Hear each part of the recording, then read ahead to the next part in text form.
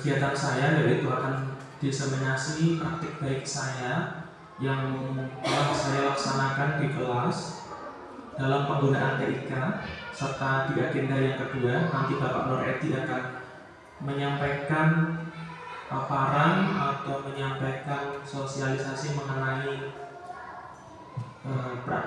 visi dan misi untuk kemajuan di SD Negeri 2 Watuaji. Bapak dan Ibu, pada kesempatan pagi hari ini sebagai tugas saya akan menyampaikan beberapa materi. Di antaranya adalah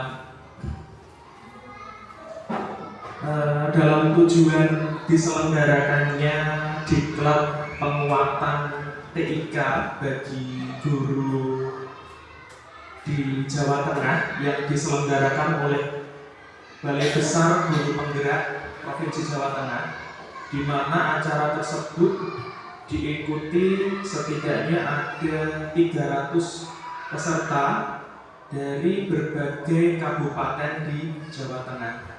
Yang terbagi di antaranya adalah 10 kabupaten. Jepara sendiri itu mengutus atau memberikan tugas kepada 30 orang guru. Di antaranya adalah 10 guru SD, 15 guru SMP, dan 5 guru tingkat sekolah dasar atau TK. Di mana saya berkesempatan sebagai salah satu peserta yang mewakili SD Negeri 2 Watuaji yang telah diutus oleh Ibu Pengawas di Kecamatan Keling. Jadi intinya memang saya itu kalau ada utusan apapun, dawuh apapun selalu siap untuk melaksanakan itu.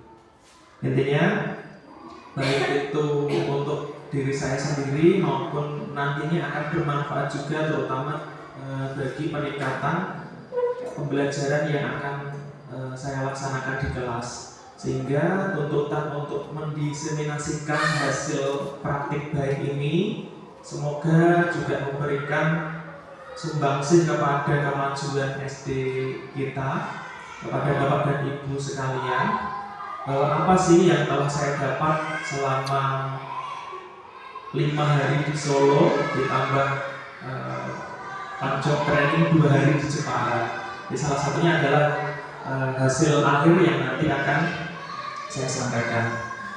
Oke, langsung saja ya Bapak Ibu. Untuk tujuan dari diselenggarakannya kegiatan ini adalah guru mampu menggunakan teknologi informasi dan komunikasi atau TIK secara adaptif dalam pembelajaran di kelas. Indikator yang diharapkan bahwa semua guru di satuan pendidikan mampu menentukan TIK yang adaptif untuk pembelajaran minimal 3 jenis berdasarkan fungsinya. Yang kedua, melalui praktik pembelajaran, guru di satuan pendidikan mampu memanfaatkan TIK yang adaptif dalam pembelajaran di kelas minimal 3 jenis berdasarkan fungsinya. Ada beberapa poin yang akan saya sampaikan di pagi hari ini. Di antaranya, yang pertama yaitu jenis TIK yang adaptif untuk pembelajaran. Yang kedua, fungsi TIK yang adaptif untuk pembelajaran. Yang ketiga, penentuan TIK yang adaptif untuk pembelajaran, serta praktik baik penggunaan TIK adaptif. Langsung saja untuk materi yang pertama, di mana ada jenis TIK yang adaptif untuk pembelajaran. Adaptive learning merupakan metode yang menyediakan materi pembelajaran sesuai dengan kebutuhan belajar masing-masing murid. Dengan adaptive learning, guru dapat memberikan konten yang tepat berdasarkan kesiapan, kemampuan, dan kecepatan belajar murid. Model adaptive learning yang pertama yaitu blended learning, di mana blended learning ini menggabungkan pembelajaran tatap muka dengan pembelajaran online. Ini memungkinkan murid untuk belajar secara fleksibel, baik di dalam maupun di luar kelas. Contohnya penggunaan LMS pada pendidikan guru penggerak, PMM Google Classroom, Microsoft Teams, Moodle, dan sebagainya. Tentu Bapak dan Ibu guru sudah tidak asing dengan metode blended learning, terutama yang sudah menempuh pendidikan guru penggerak. Nah, ini sudah makanan sehari-hari, baik itu di kegiatan sinkronus maupun asinkronus, itu sudah tidak asing lagi menurut saya. Bahkan Bapak Ibu guru muda sekarang pun sudah mulai dibiasakan di perkuliahannya sudah menggunakan metode blended learning ya. Sekarang masing-masing kampus itu sudah mempunyai LMS sendiri-sendiri. Yang kedua adalah e-learning, di mana pembelajaran yang sepenuhnya dilakukan secara online melalui platform digital. E-learning memungkinkan akses ke berbagai sumber belajar kapan saja dan di mana saja. Contohnya Google Meet, Microsoft Teams, Zoom, dan lain-lain. Ini juga sudah tidak asing lagi bagi kita ya. Yang ketiga, mobile learning, di mana menggunakan perangkat seperti smartphone atau mobile tablet sebagai alat bantu pembelajaran. Ini memudahkan murid untuk belajar secara interaktif dan dinamis. Contohnya CapCut, KineMaster, media pembelajaran berbasis Android, dan lain sebagainya. Yang keempat adalah gamifikasi. Nah, mungkin ini Bapak dan Ibu guru baru mendengar istilah ini ya, karena saya sendiri ketika di klub itu juga baru mendengar istilah gamifikasi ini. Tentunya gamifikasi ini adalah mengintegrasikan elemen permainan dalam proses pembelajaran untuk meningkatkan motivasi dan keterlibatan murid. Contohnya adalah penggunaan kuis interaktif dan tantangan berbasis permainan seperti Kahoot, word wall, quizzes, dan sebagainya. Yang poin kedua, fungsi TIK adaptif untuk pembelajaran. Pembelajaran dengan memanfaatkan TIK di kelas perlu disesuaikan dengan kebutuhan belajar murid menurut jenjangnya. Jadi tidak semua media berbasis TIK itu akan sesuai digunakan di kelas Bapak dan Ibu guru. Nah, maka dari itu istilah TIK adaptif inilah yang akan kita munculkan, di mana kita akan mengadaptasi berbagai fitur-fitur TIK yang akan sesuai kita gunakan dalam pembelajaran. Ya, jadi mendengar istilah blended learning, e-learning, mobile learning itu tidak sesuatu yang mutlak untuk kita gunakan. Tapi kita bisa menyesuaikan berbagai fiturnya berdasarkan kebutuhan yang kita miliki. Guru memastikan bahwa TIK yang digunakan dalam pembelajaran sudah sesuai dengan kodrat alam dan kodrat zaman murid. Ya, di sini digarisbawahi bahwa kodrat alam dan kodrat zaman. Ya, ini dua hal yang tidak bisa kita pisahkan. Kodrat alam maksudnya gimana? Maksudnya kita tidak bisa menghilangkan esensi dari sebuah pembelajaran antara mendidik maupun membimbing siswa. Jadi interaksi antara guru dan siswa itu adalah hal yang paling utama. Jadi istilah bimbingan, istilah pembinaan itu sudah merupakan kodrat alam yang sejak dulu tidak bisa kita pisahkan dalam dunia pembelajaran. Sementara kodrat zaman, di zaman yang semakin berkembang ini, berbagai macam kemajuan di abad 21 ini tentu tidak akan bisa kita pisahkan. Nah, kita harus mampu beradaptasi baik diri kita sendiri maupun mengadaptasi dunia siswa. Ya, itu maknanya. Fungsi TIK yang adaptif diantaranya yang pertama, pembelajaran yang dipersonalisasi. Maksudnya adalah TIK memungkinkan pembelajaran disesuaikan kebutuhan dan kemampuan masing-masing siswa. Sistem ini dapat memberikan materi yang tepat sesuai dengan tingkat pemahaman siswa. Yang kedua, adanya interaksi dan kolaborasi. Pemanfaatan TIK memudahkan siswa untuk berinteraksi dan berkolaborasi dengan teman sekelas maupun dengan guru. Hal ini dapat meningkatkan keterampilan sosial dan kerjasama.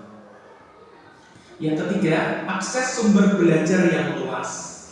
Siswa dapat mengakses berbagai sumber belajar, baik di dalam maupun di luar kelas, yang dapat memperkaya pengetahuan mereka. Inti dari akses belajar ini adalah tidak ada batasan untuk siswa dalam mencari segala informasi, mencari segala jawaban dari pembelajaran yang mereka lalui. Ya, jadi dunia itu semakin luas. Guru juga harus mampu memberikan jembatan atau memberikan akses tersebut bagi setiap individu siswa. Fungsi berikutnya dalam penggunaan TIK adalah feedback yang cepat dan efektif. Sistem pembelajaran adaptif dapat berfungsi memberikan umpan balik secara real time, membantu siswa untuk memahami kesalahan mereka dan memperbaikinya dengan cepat. Ya.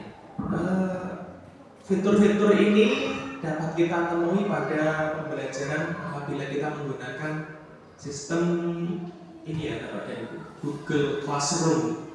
Itu antara hasil belajar siswa dengan koreksiannya itu kan cepat sekali untuk bisa kita evaluasi.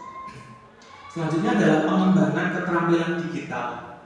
Dalam menggunakan TIK ini akan membantu siswa dalam mengembangkan keterampilan digital yang penting di era abad 21 ini.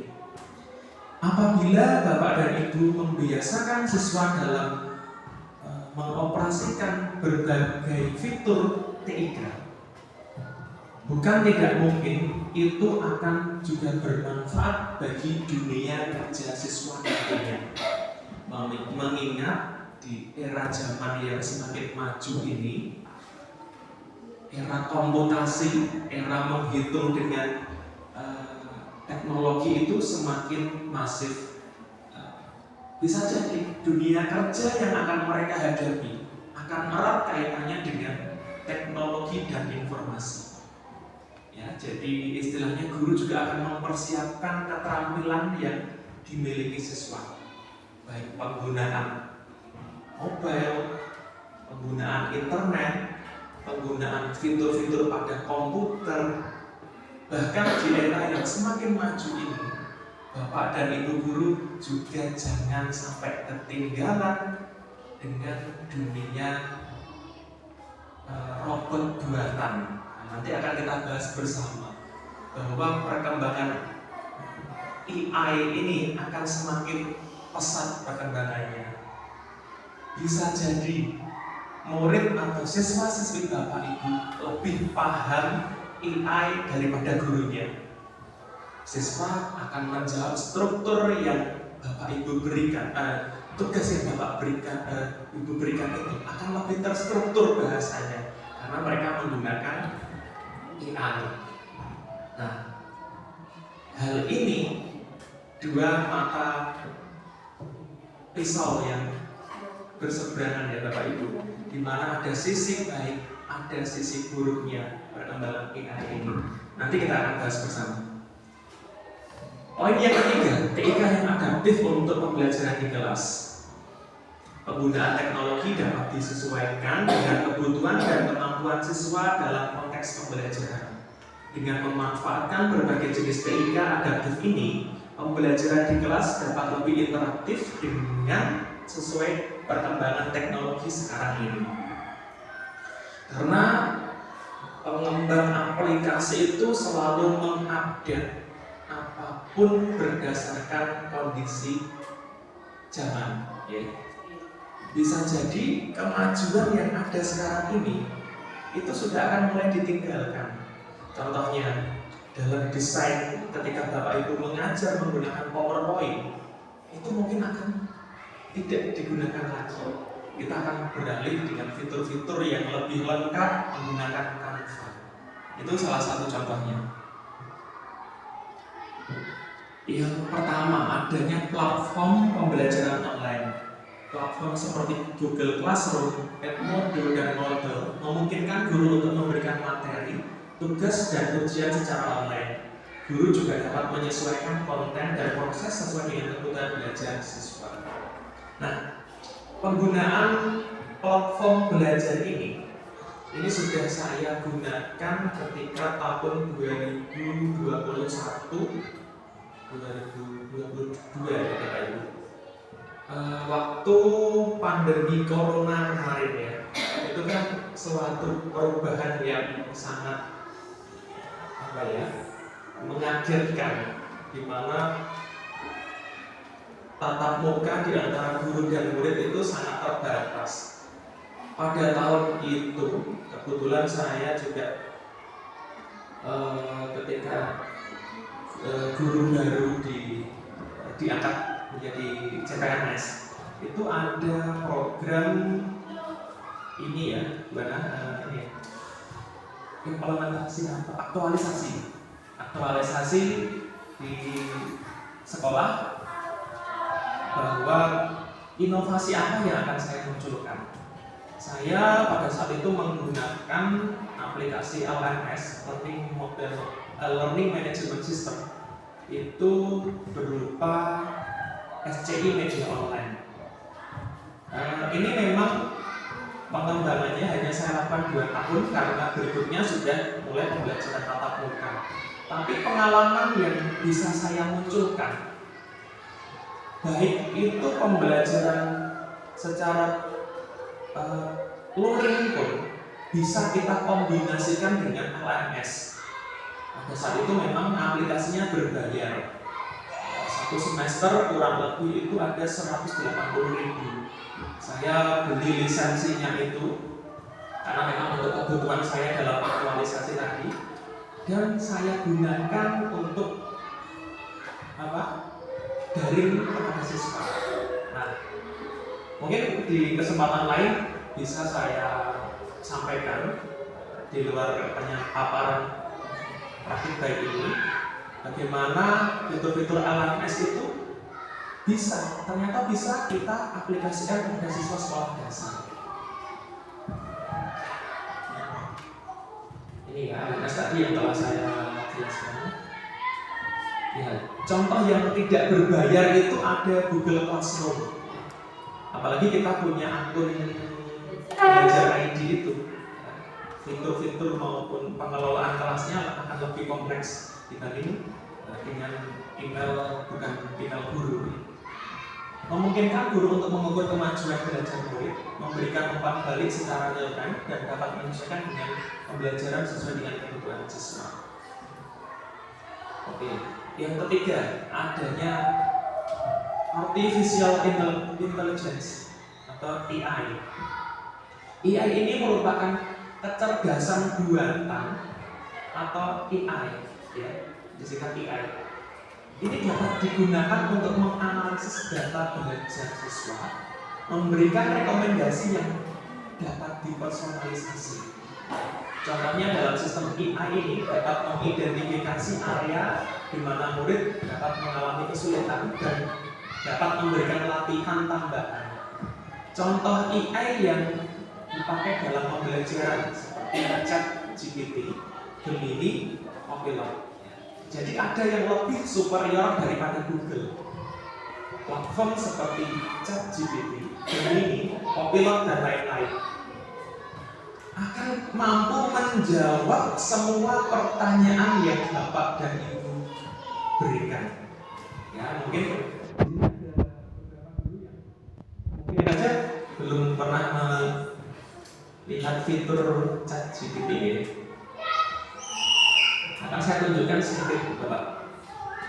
Misalnya Pak Ruslan ingin tahu metode apa yang mungkin sesuai dengan pekerjaan Pak Ruslan sekarang ini, yang ingin tahu apa gitu, atau Pak Kadari mungkin ingin tahu Apa ya Bapak Ibu bisa dicontohkan? Biasanya sih kalau agama cerita Nabi itu. Ya mungkin di pembelajaran agama yang kita sampaikan cerita-cerita Nabi. Kita bisa ketikkan di ChatGPT.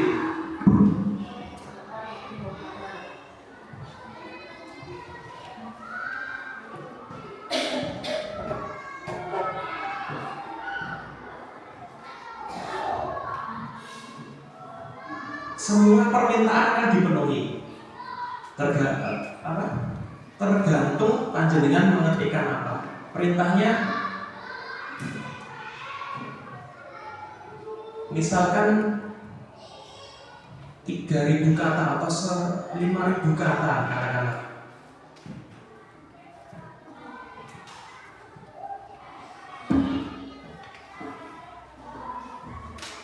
Nah, dia akan memberikan gambaran yang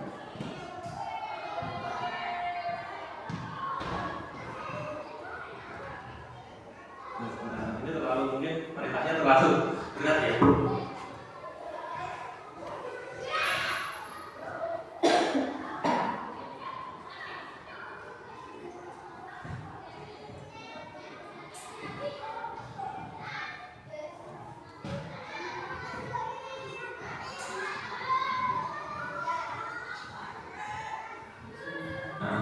Dia akan mengetikkan semua kalau ini akan berjalan terus dari masa remaja. Ini akan ya inilah namanya kecerdasan buatan. Ya, jadi bukan tidak mungkin pertanyaan yang dilontarkan siswa itu bisa kita jawab dengan tepat dan cepat dengan bantuan AI. Apapun bisa, segala macam pertanyaan. Ya. Cara mengolah sampah. Iya mungkin ya. Ini platform khusus Pak. Ya di Google memang jalur awalnya di Google. Kita ketikkan chatgpt.com. Cara membersihkan WC yang bergerak.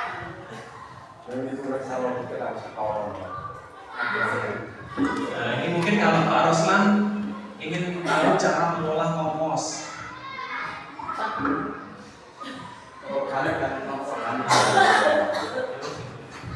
Kita cari di sini, dia sudah memikirkan untuk kita, gitu Pak.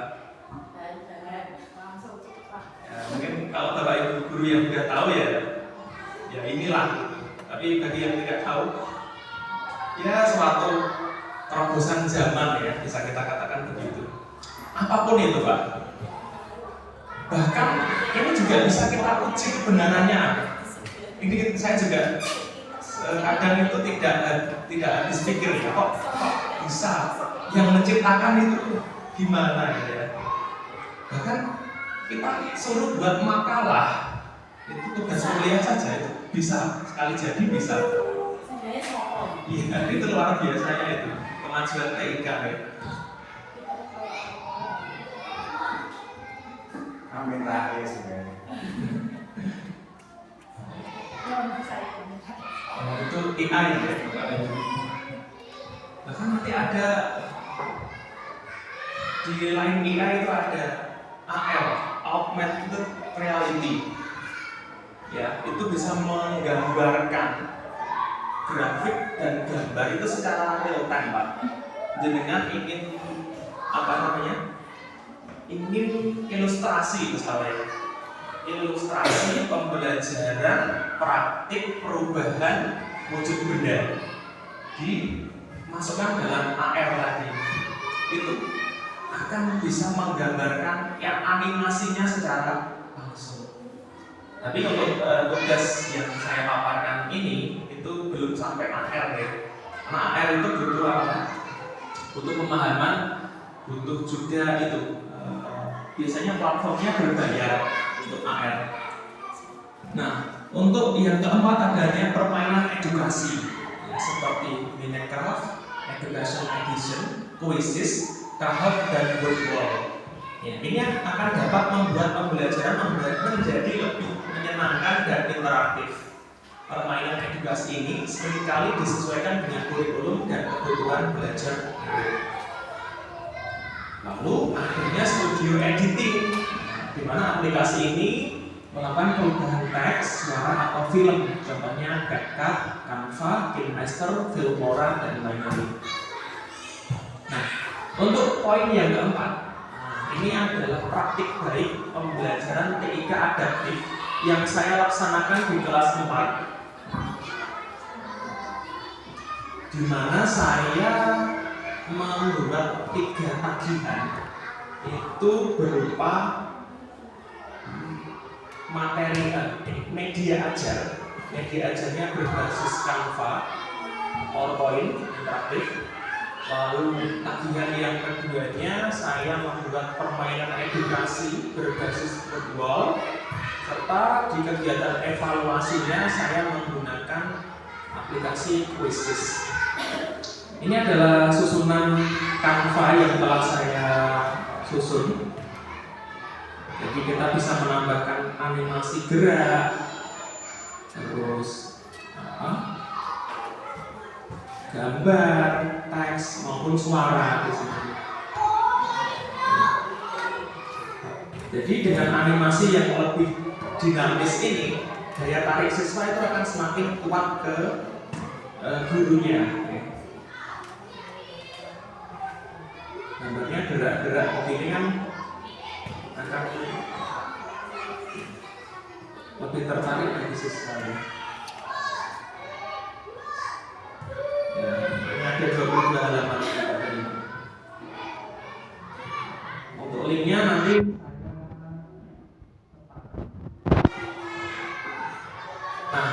yang kedua, saya menggunakan game edukasi football. Mungkin nanti di luar ini saya minta dokumentasinya di Pak. Setiap 3 guru ini membuka football gitu ya, untuk untuk dipraktekkan di depannya gitu. Ini salah satu football yang telah saya buat. Football ini basisnya online, Bapak Ibu. Bisa kita sesuaikan dengan berbagai bentuk ya. Ada bentuk kuis. Ini coba kita lihat dulu.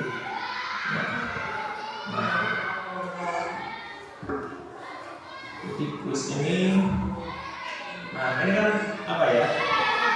Siswa secara bergantian itu bisa menjawab pertanyaan. Pertanyaannya tentu tidak interaksi yang pasif ya, interaksi yang lebih aktif. Coba si A maju untuk menjawab kuis yang Pak Guru sampaikan. Contohnya, apa fungsi daun pada tumbuhan? Nah, seakan-akan mereka maju untuk menjawab ketikan soalnya ya. Fungsi daun apa? Misal melakukan fotosintesis. Ya. Guru kelasnya menjawab di sini.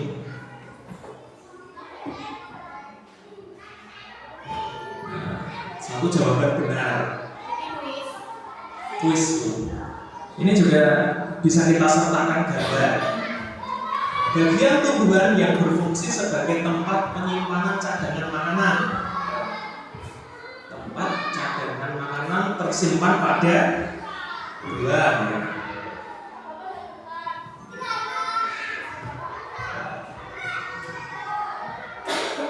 Terus kalau kita dengan model yang lain, misalnya ini.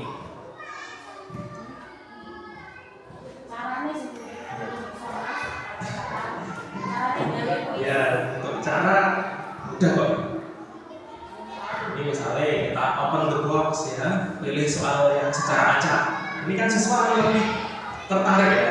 Soal 1 sampai 10, kamu pilih yang mana? Contoh soal nomor 5. Warna hijau pada daun disebabkan oleh adanya A. Stomata, B. Oksigen, C. Pembuluh, D. Klorofil. Nah, ini ada waktu yang berjalan juga.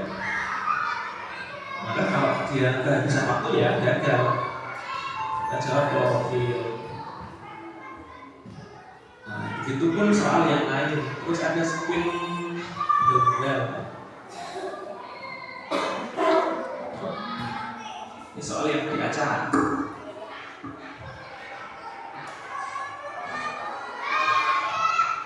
Bagian tumbuhan yang berfungsi untuk menghasilkan benih. Nah, benih kita dapat dari bunga, ya. Oh ya.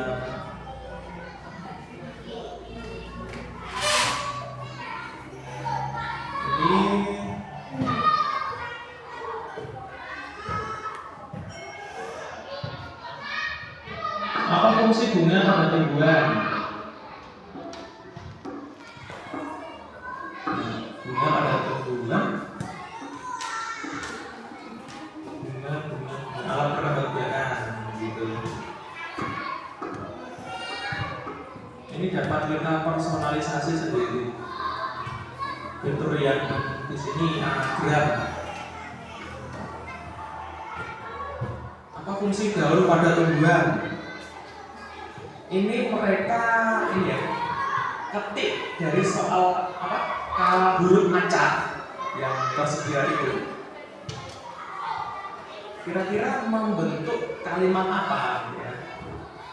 Kalimat yang muncul adalah melakukan, ya.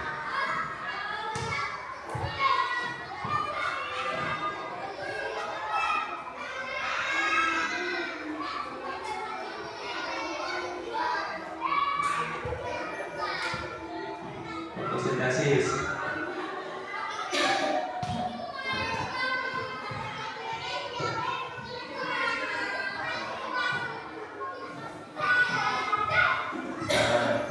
Ini soal yang urean, tapi mereka akan pilih hurufnya secara acak. Ini juga banyak ini panjang ya. Nah, itulah fitur-fitur yang ada di WordWall. Bahkan tidak hanya ini. Di WordWall itu ada kurang lebih 12 fitur. Kita bisa buat permainan, ada pesawat terbang yang naik turun itu, kita jawab yang mana, ya. Itu kita sesuaikan saja dengan kebutuhan di kelas kita.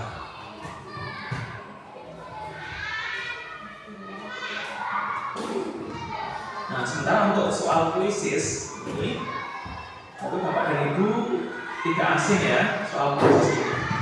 Tetapi saya beberapa kali menggunakan kuisis itu tidak menggunakan gadget. Ini bisa kita siasati kok Bapak Ibu. Kuisis ini sebagai kuis atau evaluasi akhir tanpa siswa pakai HP itu bisa. Ya. Kalau kita kan terbatas di sekolah dasar ya, aturan membawa HP itu kan tidak sebebas di sekolah tinggi ya. Itu bisa kita siasati. Misalnya kalau kita pakai kuisis ini, ya soal evaluasi.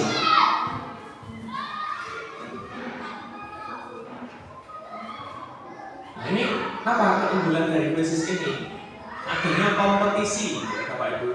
Kalau siswa kita ada 10 anak, semuanya login di bersamaan, itu bisa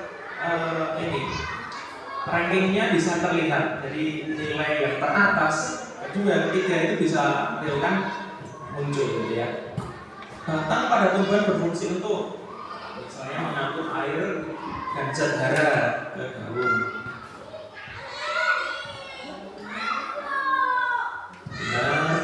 Proses fotosintesis menghasilkan karbon dioksida dan gula. Oh, salah, ini salah ya. Jadi pada daun.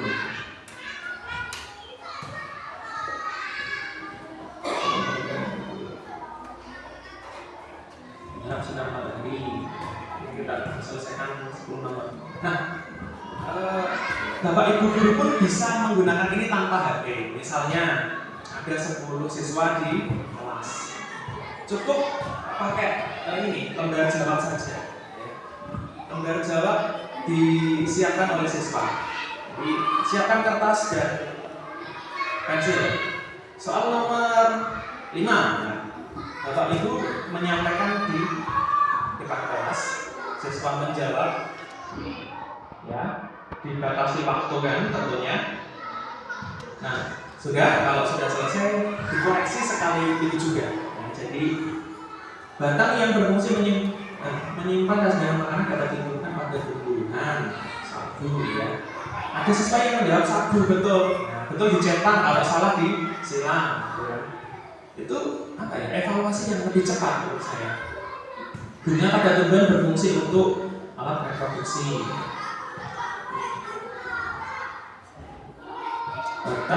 Bagian tumbuhan yang menyimpan cadangan makanan adalah akar dan batang. Akar yang menyimpan cadangan makanan, akar botol. Fotosintesa membutuhkan zat berikut kecuali oksigen.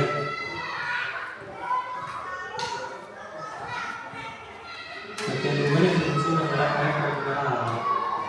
Nah, nanti akan muncul skornya. Jawab. Ini ada ya, salah tadi ya.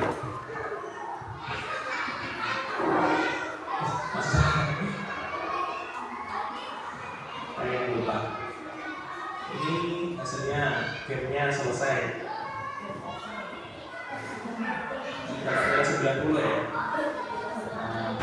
Nah, ini nama saya ya, nama ibu login tadi kan bisa. Dapat nilai segini, peringkat segini, gitu ya. Betul. Ya, memang apa ya? Memang hal pertama yang harus kita miliki itu kemauan kata ibu. Kita mau nggak kira-kira mengeksplor fitur-fitur seperti ini? Ya.